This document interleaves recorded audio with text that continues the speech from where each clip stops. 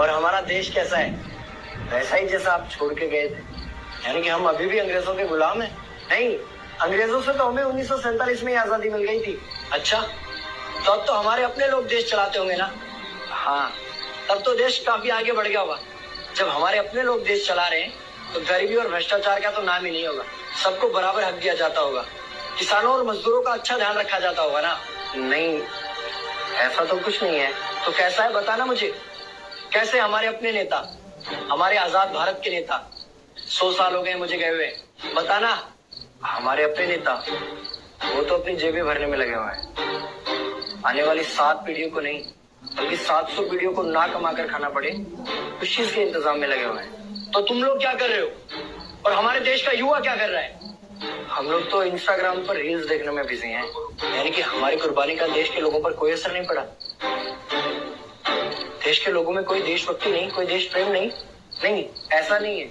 आपके लिए और देश के लिए बहुत प्रेम है भारत के लोगों के दिलों में। हर 15 अगस्त और 26 जनवरी को तिरंगा फहराते हैं, पूरे जोश के साथ भारत माता की जय बोलते हैं और आपकी डीपी भी लगाते हैं। और भारत और पाकिस्तान के क्रिकेट मैच के दौरान तो हमारी देशभक्ति पीक पर होती है। तुम इसे देशभक्ति समझते हो?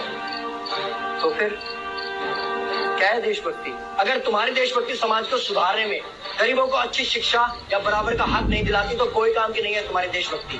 भ्रष्ट नेताओं और सरकार के खिलाफ आवाज उठाओ, लोगों को एकजुट करो।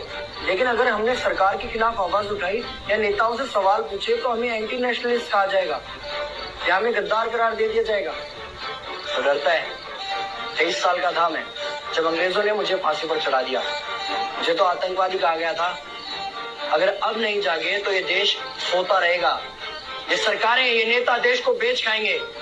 इस भ्रष्ट सरकारी तंत्र से लड़ो। देश को क्रांति की जरूरत है। क्रांति यानी कि हमें हथियार उठाने होंगे, बंदूकें उठानी होंगी जैसे आपने उठाई। नहीं, हमारी क्रांति विचारों की थी। जब अंग्रेजी हुकूमत ने हमारी आवाज नहीं सुनी तो हमने और जोर से आवाज लगाई और अपने विचार रखे। और क्रांति केवल सत्ता को बदलने तक सीमित नहीं है, बल्कि इस भ्रष्ट अन्यायी तंत्र को जड़ से उखाड़ कर फेंकना है। पर ये होगा कैसे? अपने आसपास से शुरुआत करो। जो भी तुम्हें भ्रष्ट नजर आए उसके खिलाफ आवाज उठाओ, एक्शन लो। तुम्हारे टैक्स का पैसा नेताओं की जेब में जा रहा है, हिसाब मांगो। अपने वोट का सही इस्तेमाल करो, लोगों को जागरूक करो और इस देश को आजाद करवाओ।